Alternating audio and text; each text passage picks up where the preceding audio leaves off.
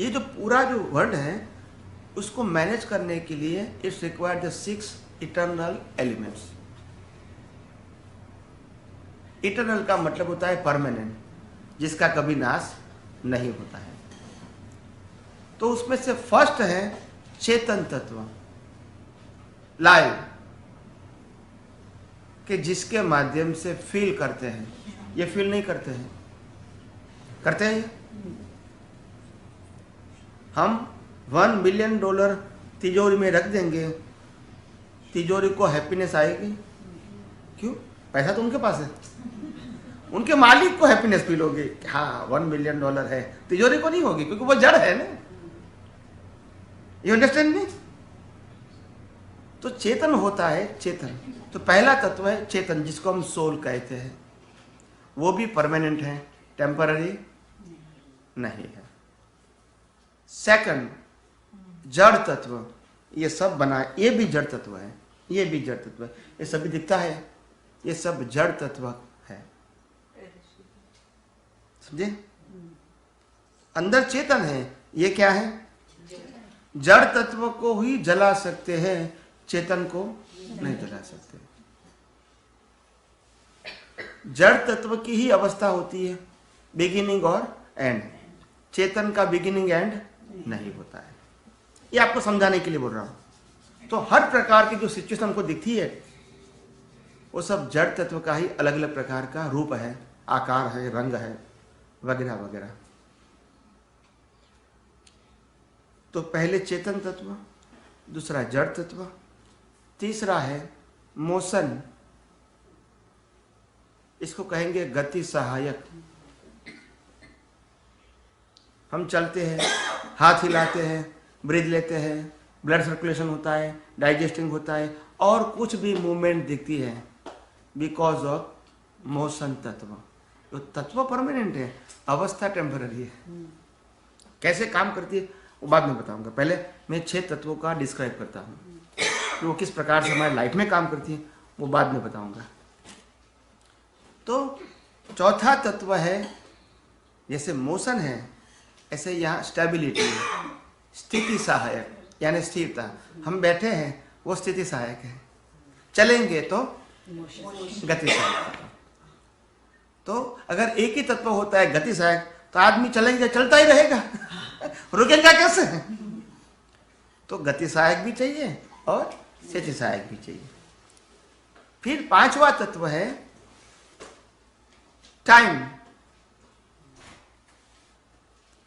कोई भी व्यक्ति को सफरिंग होता है with time, am I right और wrong? Good and bad circumstances, they suffer in a time form. Time form समझते हैं ना? That's it. हमारा लाइफ भी क्या है? टाइम फॉर्म है ना, दैट्स इट। तो time is a permanent, but part of the suffering is a connected with the time, is a partly. But time तत्व कैसा है? परमानेंट है। हम इसको प्रेजेंट, पास्ट एंड फ्यूचर बोल सकते हैं, मगर टाइम तत्व में ऐसा 3 फेजेस नहीं है। अवस्था के रूप में हम बोलते हैं। कंसिस्टेंट के रूप में क्या है? ओनली टाइम तत्व, और ऑलवेज प्रेजेंट होता है। क्या होता है? उसमें पास्ट फ्यूचर नहीं होता है। अवस्था के रूप में हम इसका 3 प्रकार बनाते हैं। तो टाइम तत्व भी परमानेंट है। And last and 6th element, number 6, space, जिसमें ये सब कुछ होता है। विदाउट स्पेस कुछ नहीं हो सकता है। There are 6 eternal elements. इसका एक नाम है कुदरत। और जब वो वर्क करती है और वर्क के साथ अवस्था खड़ी होती है, इसको कहते हैं कुदरती रचना। जैसे हम सब बैठे, वो कुदरती रचना है, उसमें किसी का इंडिपेंडेंसी नहीं है। Everyone they are depend on circumstances. ये रचना जो हुई ना, इसको कहेंगे कुदरती रचना। यहाँ भी 6 इटर्नल एलिमेंट्स है कि नहीं? है कि नहीं? That's it.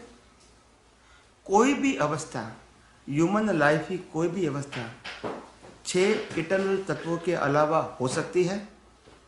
Is it? No. यानी हर सफरी के अंदर 6 तत्व उपस्थित होते हैं।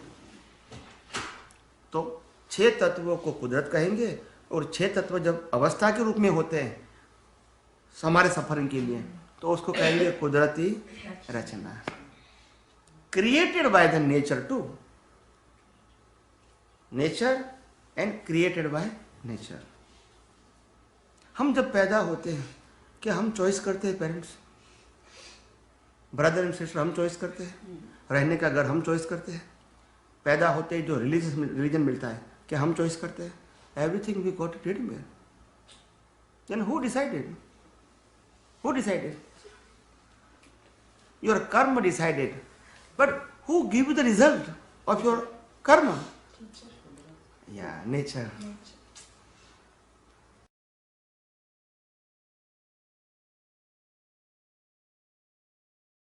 सभी प्रकार के लोग जो है वो अंदर ही है जी।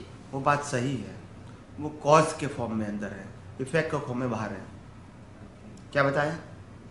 कॉज में अंदर है। मैं अगर एनिमलिस्टिक का कर्म चार्ज करूंगा तो कहाँ करूंगा? अंदर करूंगा। सफरिंग कहाँ करूंगा? मैं अगर गॉड एंड गॉडेसेस का कर्म करूंगा तो कर्म कहाँ करूंगा? अंदर। सफरिंग कहाँ आएगा? बाहर आएगा। अगर मैं मनुष्य भाव का कर्म चार्ज करूंगा तो कहाँ करूंगा? अंदर। सफरिंग कहाँ आएगा? मैं अगर पार्श्विक कर्म के भाव करूंगा तो कहाँ करूंगा? अंदर करूंगा। सफरिंग कहाँ आएगा? बाहर। यानी 14 राजलोक का जो कॉज है वो कहाँ है? यहाँ है। तो कॉज के आधार से इफेक्ट है। इफेक्ट अपनी मर्जी से नहीं आती है। सभी प्रकार के लोगों की जो जाने का जो प्रोसेस है उनका कॉज यहाँ है, बाहर क्या है? इफेक्ट। हमने जो कर्म चार्ज किए पिछले बर्थ में वो हमको मालूम है नहीं। हम सफर कर रहे हैं ना, तो किसको मालूम है? ऊपर को। ऊपर क्या? ऊपर कौन है?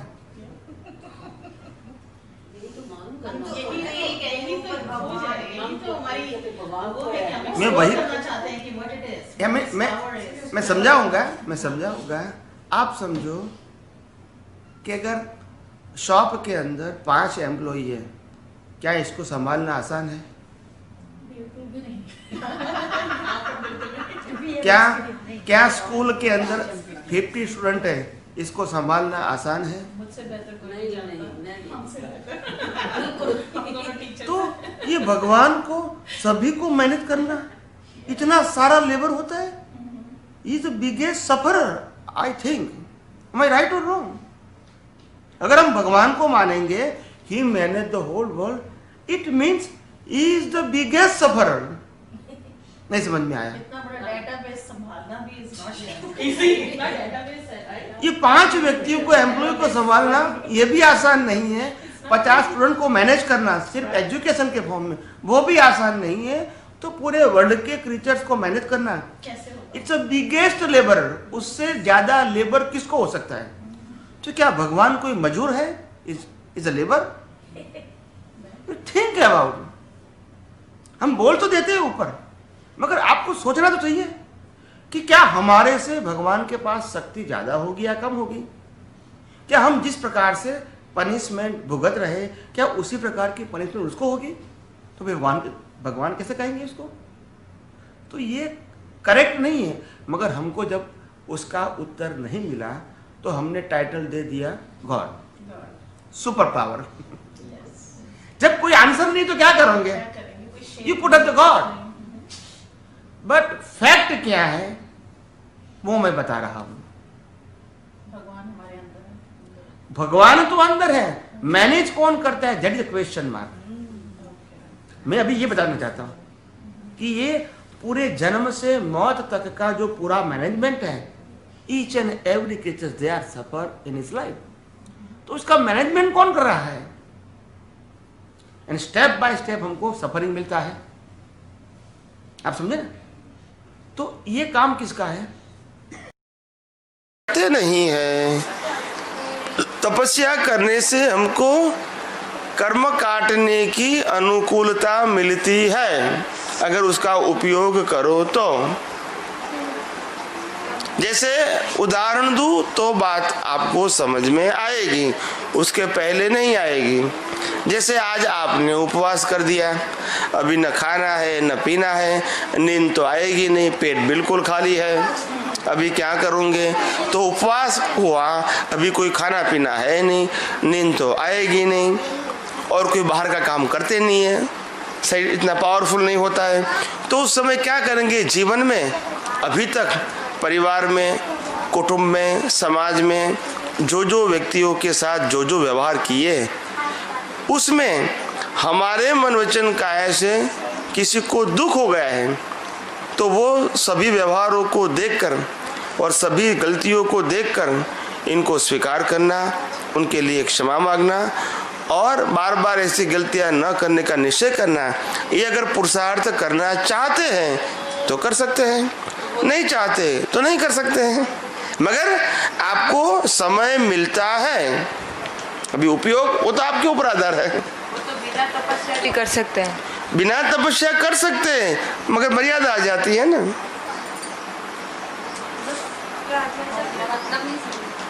जब पेट भूखा होता है तब जागृति ज्यादा होती है कि खाया हुआ है तब जो होती है? बताओ। जागृति कब होती है? बस यहाँ तक खा लो, फिर माला गिनो तो ऐसे हो जाओगे। क्यों बोलते नहीं है? क्यों ऐसा होता है?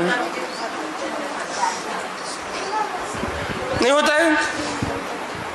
यहाँ तक खाना खाया और फिर माला गिनोगे तो क्या होगा? क्यों? क्यों उपवास करते जब आती है? उपवास करते तब नींद नहीं आती। तो फिर तो उस समय मिला है ना आपको। फिर आप चाहे तो साधना सच्ची कर सकते हैं, अगर ज्ञान है तो, नहीं चाहे तो नहीं कर सकते। मगर आपको कुदरती तप के माध्यम से अनुकूलता मिली, मगर आपको उपयोग उसका कैसा करो वो ज्ञान नहीं है, तो लाभ तो नहीं होगा, मगर मिनिमम पुण्य होगा, क्योंकि आपने भगवान के नाम पे तप किया है। मगर जो आध्यात्मिक बेनिफिट मिलना चाहिए वो नहीं मिलेगा, क्योंकि दृष्टि नहीं है। क्या नहीं है? बस जैसी दृष्टि वैसी सृष्टि। तो ज्ञान पहले चाहिए, ज्ञान के हिसाब से साधना होती है। बिना ज्ञान साधना कैसे करोगे? लोग करते हम करके जाएंगे, करते रहेंगे, बोला फायदा क्या है वो तो हमको नहीं मालूम, परंपरा चलती है वो हम भी वही करते हैं। तो ज्ञान का मतलब होता है सोच समझ के जागृति से करना चाहिए, तो आपको इसका सही लाभ मिले।